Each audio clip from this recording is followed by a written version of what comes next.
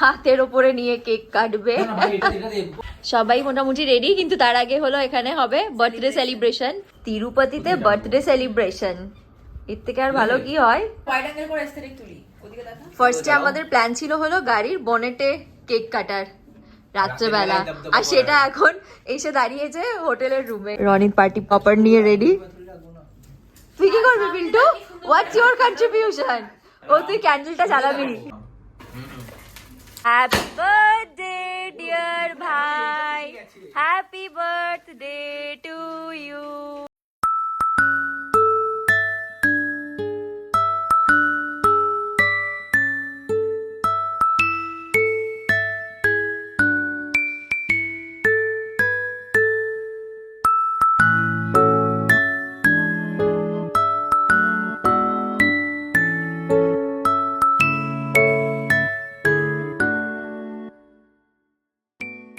Hello everyone, তিরুপতিতে আজকে আমাদের ডে 2, আর আজকে আমাদের বালাজি দর্শন। তো এখন বাজে হলো বিকেল 3:45। আমাদের স্লট দেওয়া আছে 5টার সময়। কালকে তোমরা যেরকমটা দেখলে ব্লগে, আমরা একটা টিকিট পাইনি, মানে এক রকমের টিকিট পাইনি, যেটাতে আমরা গাড়ি নিয়ে পুরো মানে মন্দিরের সামনে অবধি যেতে পারতাম। তারপর ওখান থেকে আমাদেরকে এমনি লাইনে দাঁড়াতে হতো। আমরা যেটা পেয়েছি সেটা হলো যেটা হেঁটে উঠতে হয়, সিঁড়ি দিয়ে হেঁটে উঠতে হয়, তাহলে আমরা দর্শন করতে পারবো। মানে ওঠার পরেও আমাদেরকে লাইনে দাঁড়াতে হবে। তো এই আর কি, এখন 3:45 বাজে। আমরা এখন বেরোবো এখান থেকে। অটো নিয়ে আগে যেখান থেকে সিঁড়ির রাস্তাটা শুরু হয় সেই অবধি যাব, তারপর ওখান থেকে হাঁটতে শুরু করব।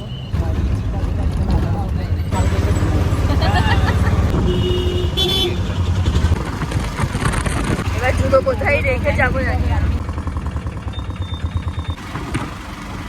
পিন্টু বারবার ঘুমিয়ে পড়ছে সামনে বসে।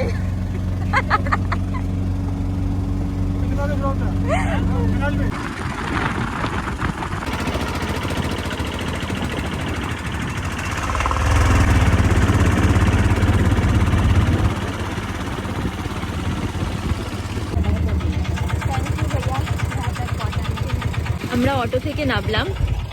এইটা হলো আমাদের সিঁড়ি দিয়ে যাওয়ার রাস্তা। আর তোমাদেরকে চারপাশটা একটু দেখাই, শুধু চারিদিক পাহাড় দিয়ে ঘেরা, কি অসম্ভব সুন্দর লাগছে দেখতে। যে সবাই ওখানে দাঁড়িয়ে আছে, আর আজকে আকাশটাও দারুণ, ঝলমলে রোদ উঠছে, ঠিক তার একটু পরেই আবার ছাওয়া হয়ে যাচ্ছে। ওফ, চল আমি আর ওয়েট করতে পারছি না। এটা আমাদের তিরুপতির একদম একটা অন্যরকম এক্সপিরিয়েন্স। এর আগে 4বার তিরুপতি এসেছি, কিন্তু কখনো আমরা সিঁড়ি দিয়ে হেঁটে উঠিনি, সবসময় গাড়ি নিয়েই গেছি। আমার এটা অনেক দিনের ইচ্ছে ছিল বলতে আমার এটা করারই ছিল, সিঁড়ি দিয়ে ওঠার। কোনো না কোনো কারণে হচ্ছিল না, যেহেতু সববার পরিবারের সাথে আসছিলাম, তো সবাই মিললে সবার পক্ষে সিঁড়ি দিয়ে ওঠা সম্ভব নয়, তাই জন্য গাড়ি নিয়েই যেতে হচ্ছিল। এবার ভগবান হয়তো নিজেই সুযোগটা করে দিলেন, কারণ আমরা যেই টিকিটটা পেতাম আর কি, মানে গাড়ি নিয়ে যাওয়ার জন্য যেই টিকিটটা দরকার ছিল সেটা পেলাম না কালকে, আর এই হেঁটে যাওয়ার টিকিটটাই পেলাম।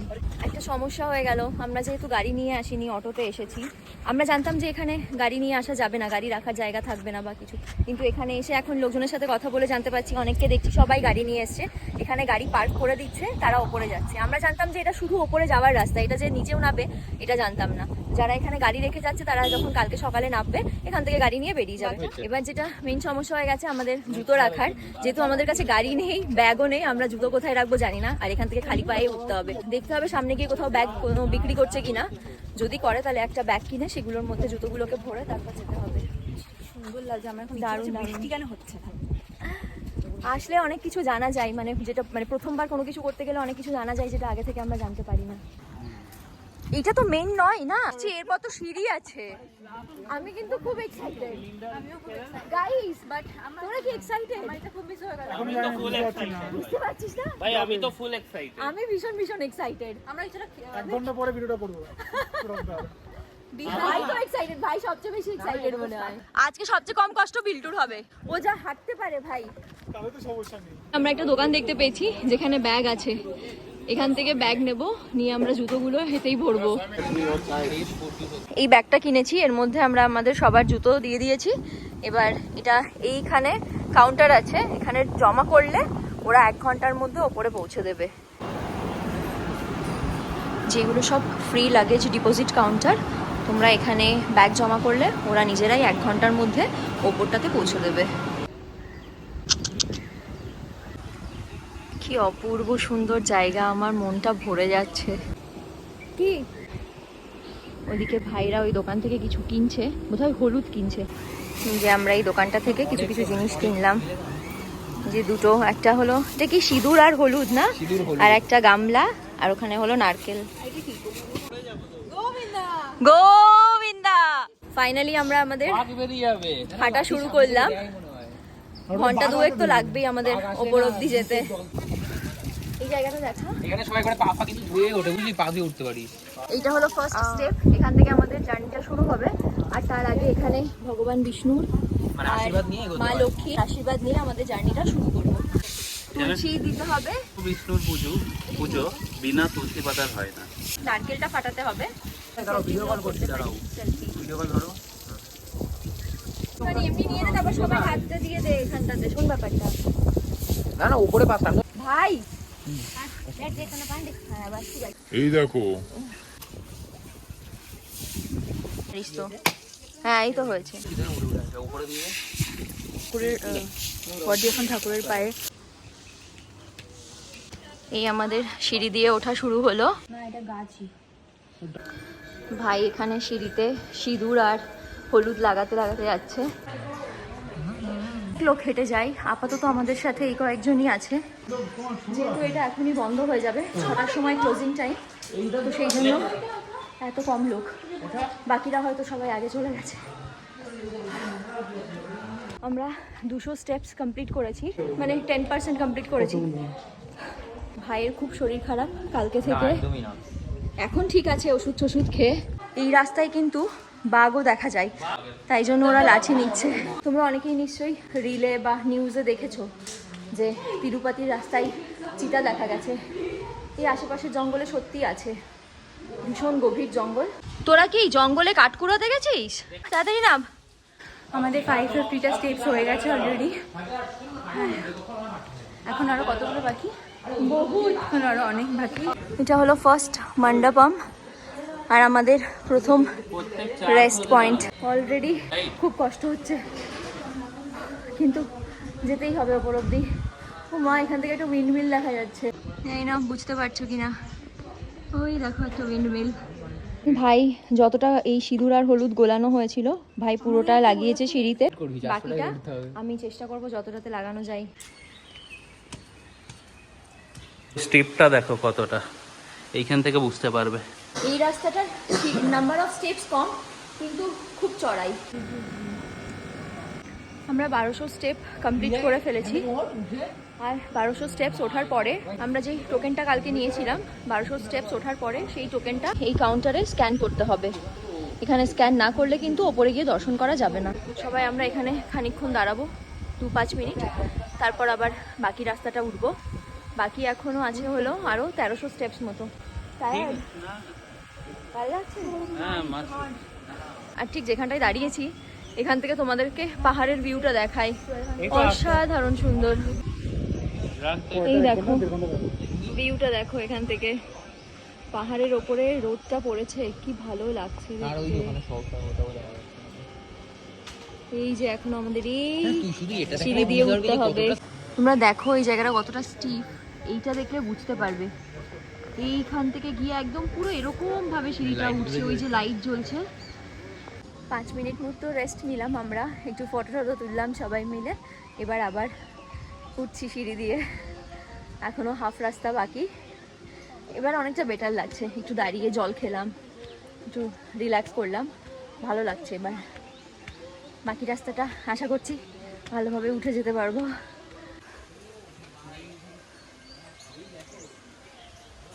দশটা সিঁড়ি উঠে অনেক আবার বসে গেছে, চল রে।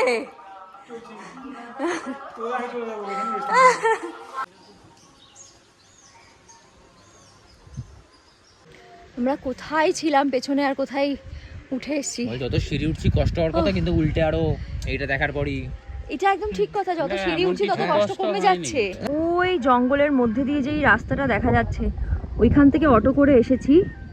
আর এই যে নীল শেডটা যেখান থেকে শুরু হচ্ছে, ওইখান থেকে আমরা হাঁটতে হাঁটতে এই এত দূর অবধি এসেছি। এই যে পুরো এই শেডটা ফলো করতে করতে এখান থেকে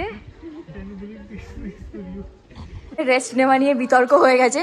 ভাই বলছে হলো রেস্ট না নিয়ে উঠতে, আর অনিল বলছে 5 মিনিট বসে বেশিক্ষণ রেস্ট নিয়ে আবার অনেকটা একবারে উঠবো। আর সৌরভ ওদিকে ওপরে চলে গেছে উঠে।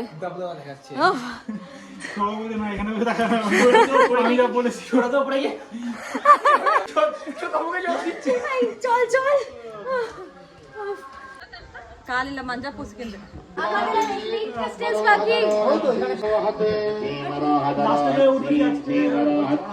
Last 30 steps. ওরা অলরেডি উঠে চলে গেছে।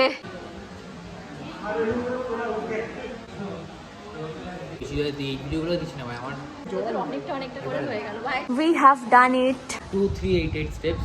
এই আমাদের 2388 স্টেপস কমপ্লিট হলো। এখনো অনেক লোক হেঁটে উঠছে। আমরা পৌঁছে গেছি। আমরা ডিসাইড করলাম যে আমরা দর্শন করব, তার আগে একটু বসে রেস্ট নেব, খাওয়া দাওয়া করবো, কারণ সেই তো আমাদের লাঞ্চ করেছি, তারপর তো সেরকম কিছুই খাওয়া হয়নি। তাই জন্য আগে আমরা এখন একটু টুকটাক খাবার দাবার খাবো। প্লাস ভাই, সৌরভ আর রনিক ওরা তো মন্দিরের জামাও পরেনি এখনো, যেটা পরে ঢুকবে মন্দিরে, জামা কাপড় চেঞ্জ করবে। এইসব করে আমরা একটু টাইম নিয়ে পরের দিকে দর্শন করতে যাবো। আমরা এখানে একটু বিস্কিট খাচ্ছি, আর ওরা লেমন সোডা আর কিছু। কি খাচ্ছিস রনিত? ওটা বাদাম মিল্ক। ও, ওরা দর্শন করতে এসেছিস না শপিং? হ্যাঁ কি রে? আরে একটু দবদবাটা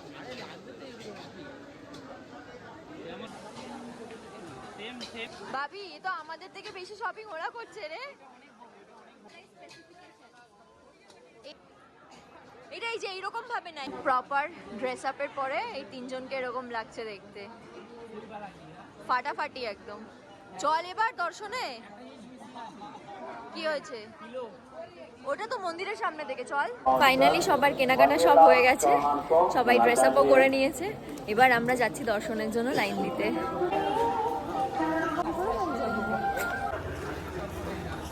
না দিলে আর কি হবে। আবার এখন ঢুকে গেছি দর্শন করতে। এরপর জানি না কতক্ষণ লাগবে। কতক্ষণ লাগবে সৌমিক? প্রায় মিনিমাম 4 ঘন্টা। মিনিমাম 4 ঘন্টা, কম না কিন্তু বেশি হতে পারে। মিনিমাম 4 ঘন্টা। আর এই ব্যাগ ফোনটা কোথায় রাখতে হবে? ওটা কাউন্টার করবে।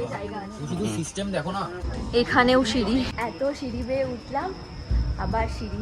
এই হলো আমাদের যাওয়ার রাস্তাটা। এখন তো এখানে ভিড় নেই মনে হচ্ছে, কিন্তু একটু এগিয়ে গিয়ে অনেক লোকজন আছে। এই যে পুরো রাস্তাতে এখানে জলের ব্যবস্থা করা আছে, খাওয়ার জল, বসার ব্যবস্থাও করা আছে।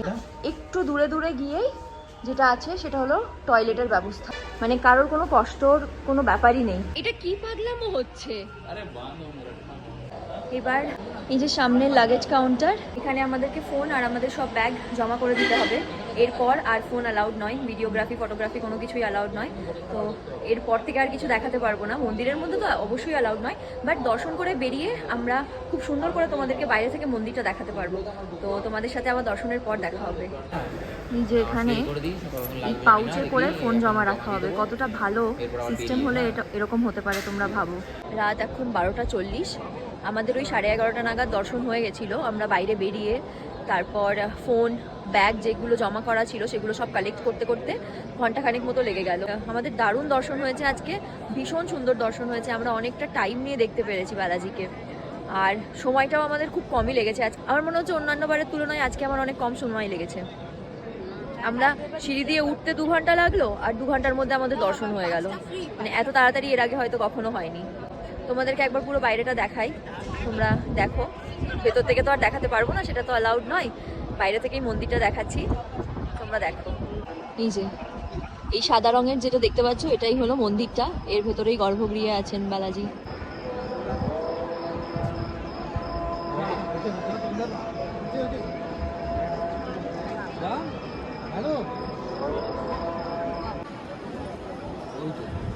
আমরা একটা সেলফি ছবি তুলে নি নাকি সামনে? হ্যাঁ হ্যাঁ, দিবে এই সাইডে তুলবি নাকি বলতে ওই আলো সাদা লাইট ওই কোন কর্নারটা আছে, কর্নারে ভালো ছবি আসছে।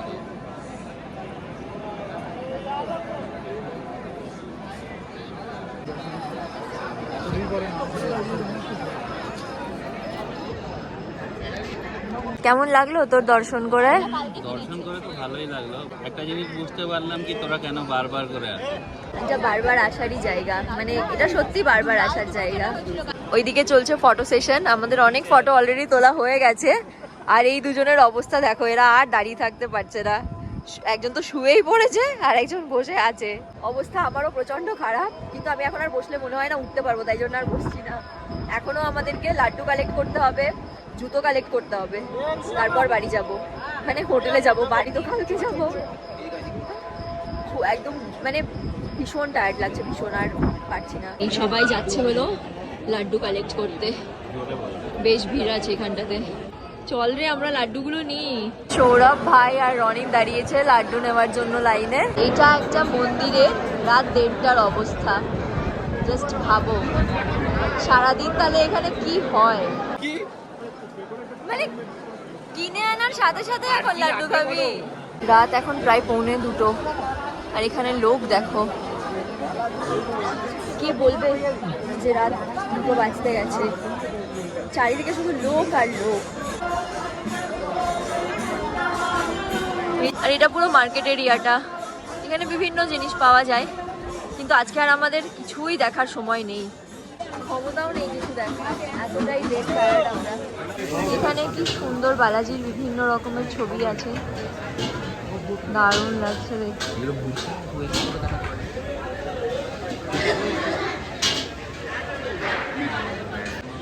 আমি একটু আগেই বললাম যে এখান থেকে আমরা এবার আর কিছুই দেখবো না, কিছুই নেবো না, কারণ আর এনার্জি নেই। কিন্তু এত সুন্দর সুন্দর জিনিস, এগুলো না নিয়েও পারা যায় না।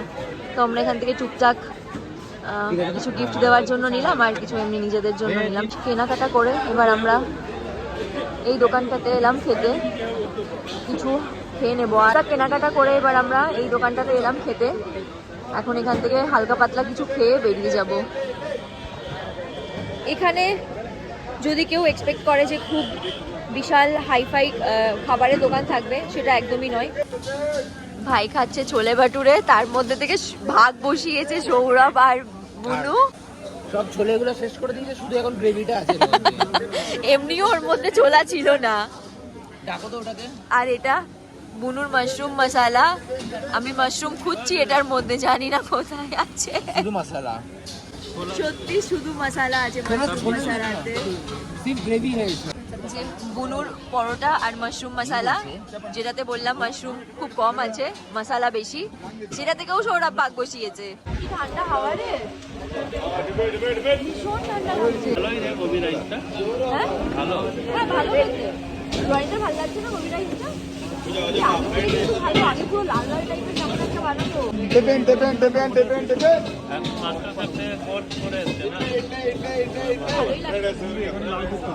লাল।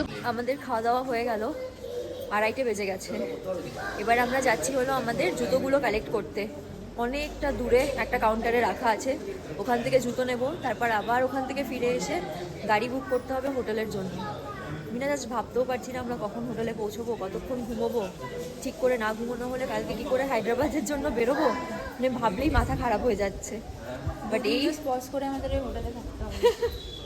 বাট এই মুহূর্তে আমাদের যেটা দরকার সেটা হলো একটা ভালো ঘুম, না হলে কালকে ওই 550 কিলোমিটার রাস্তা যাওয়া খুব ডিফিকাল্ট হবে। আর সৌরভকে তো গাড়ি চালাতে হবে, আমি তো ওটা নিয়েই খুব টেনশন করছি, জানি না কি হবে। আমরা এই যে একটা গাড়ি ভাড়া করে নিয়েছি, এবার আমরা যাচ্ছি আমাদের হোটেলে। তোমাদেরকে তো এবার পুরো তিরুপতির কিছুই ঘুরিয়ে দেখাতে পারলাম না, মানে যা আছে এখানে ঘুরিয়ে দেখাতে গেলে 2-3 দিন লাগবে মনে হয়। এবার তো আমরা একদিনও থাকতে পারলাম না। এখানে এত সুন্দর চারদিকটা, প্রচুর স্টে, রাস্তাঘাট এত পরিষ্কার, এত সুন্দর, কিছুই দেখানো গেল না।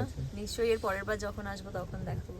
কালকে আমরা ওই 4:45 নাগাদ হোটেলে ফিরেছিলাম দর্শন করে, তারপর তো এসে একদম ঘুম, আর সকাল 10টার আগে কেউ ঘুম থেকে উঠিনি। তো কালকে রাতেও আর হোটেলে ফিরে কোনো কিছু জানানো হয়নি, আর আজকে সকাল থেকে একদমই ফোন ধরার সুযোগ পাইনি। তো এখন ওই 1:45 মতো বাজে, আমরা সবাই ফ্রেশ হয়ে বেরিয়ে গেছি। আমাদের লাগেজ গাড়িতে ঢুকে গেছে, একটু কিছু খেয়ে বেরিয়ে যাব হায়দ্রাবাদের উদ্দেশ্যে। আর ওদিকে রটো যাবে হলো কোচি। বাকি সবাই হায়দ্রাবাদ। চলে এলাম আমরা ব্রাঞ্চ করতে। আজকে তো ব্রেকফাস্ট হয়নি আর এখনো লাঞ্চেরও টাইম হয়নি, তাই জন্য এটা ব্রাঞ্চ। ওখানেই এসছি যেখানে এই দুদিন আমরা দুপুরে রাতে খেয়েছি, ওখানেই থেকে এখন খেয়ে এখানে এখন ফটো নিয়ে ঝামেলা হচ্ছে যে কালকে কে ভালো ফটো তুলেছে কে খারাপ ফটো তুলেছে। এই যে আমাদের খাবার এখানে আছে হলো কড়াই পনির, না এটা বোধহয় মাশরুম মশালা, এটা হলো কড়াই পনির, আর এখানে বাটার নান আর ফ্রাইড রাইস আর জিরা রাইস আসছে। এই দুদিন আমরা এই জায়গাটাতে খেলাম, এটার নাম হলো হোটেল অরিয়ন। খুব সুন্দর, আমাদের খুব ভালো লাগে এই জায়গাটাতে আসতে। এর আগেও 2-3 বার আমরা এখানে খেয়েছি আর এবারও খেলাম। কি রে যাবি নাকি? তাহলে ট্রেনও পাবো না। কিভাবে বসেছি দেখো আমরা, পুরো আমাদের মানে পুরো প্যাকড আপ গাড়ি। হ্যাঁ পুরো ব্যাগ দিয়ে ঢেকে গেছি, শুধু মুখটা দেখা যাচ্ছে। রনিক তো স্টেশনে নেমে যাবে, ও নেমে গেলে তাহলে একটা সিট যেখানটা ফাঁকা হবে ওর নিচে ওপরে সব ব্যাগগুলোকে ঠিক করে রাখতে হবে। প্রিয় জায়গাটাকে আজকের মতো টাটা বলে আমরা এখন বেরিয়ে পড়ছি হায়দ্রাবাদের উদ্দেশ্যে। সবাই জোরে বল গোবিন্দা। আবার খুব জলদি আসবো আশা করছি, উইথ দ্য হোল ফ্যামিলি একদম।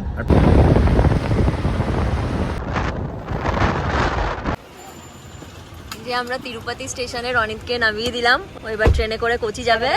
চল টাটা, সাবধানে যা, টাটা। রাত 9:45 আর এটা আমাদের সেকেন্ড টি ব্রেক। লাস্ট দাঁড়িয়েছিলাম ওই 3:45 নাগাদ বোধহয়, যেটা লাস্ট বলেছিলাম ব্লগে। আর এখন আবার দাঁড়ালাম, প্রবলেম হয়ে গেছে ফাস্ট্যাগ নিয়ে। কেওয়াইসির জন্য ফাস্ট্যাগ ব্ল্যাকলিস্ট করে দিয়েছে আর কোথাও টোল পে করা যাচ্ছে না। আমরা অনেক চেষ্টা করলাম কেওয়াইসি কমপ্লিট করার, 2-3 বার কল করে বাট কোনো লাভ হলো না। আলটিমেটলি আমাদেরকে সব জায়গায় ডাবল টোল দিয়ে যেতে হচ্ছে। তো এখন ওই এখানে দাঁড়িয়ে একটু কফি খাওয়া হচ্ছে। আর ভাইয়ের বেশ শরীর খারাপ, খুব ঠান্ডা লাগছে, তাই জন্য ও এখন জ্যাকেট বের করছে ব্যাগ থেকে। রাত 12:30 আমরা পৌঁছেই গেছি বাড়ি, প্রায় আর 5 মিনিট মতো লাগবে। ঢুকে গেছি আমরা ফ্ল্যাটে আর এই হলো আমাদের অবস্থা।